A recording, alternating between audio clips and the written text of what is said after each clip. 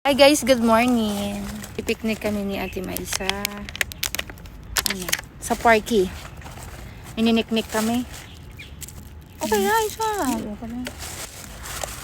Aming ulam ay tortang corned beef and labas mo na yung hotdog. Ate, wala pa yung ketchup.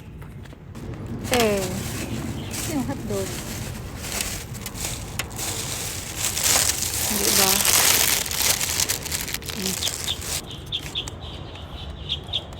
Dapat pala Fresh nagdala tayo ng kain. tissue. Ayan? Wala tayong tissue. Wala.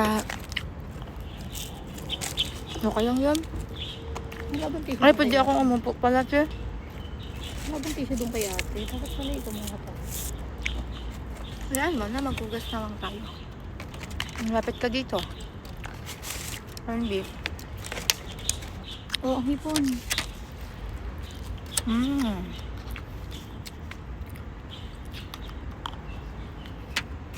Ang silaw Tapos naman. sabaw. Sinigang. Diba? Antes, bago kumain, mag-tiktok mo na. Kain. Pangako sa kanila.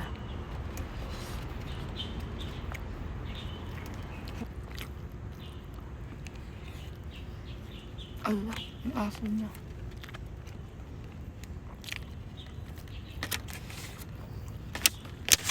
Hipon.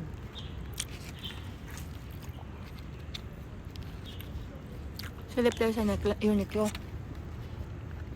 Baka may sale.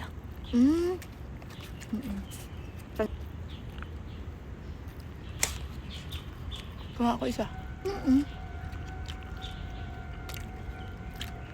May trend. Guys, may train.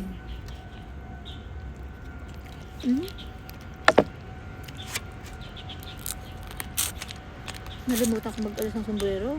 Ako pa lang din yung manita sa'yo. Sa amin, bawal din kumain na walang damit. Ayaw ng papa ko. Pero pagka kasi mainit sa probinsya, parang naging normal na siya. Hindi pa pa yung papa kong ano.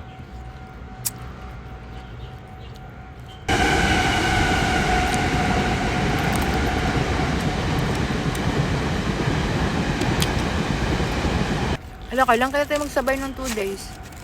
No? Parang wala akong 2 days. Sana matuloy cancel yung 27 ko. Parang kung sayang.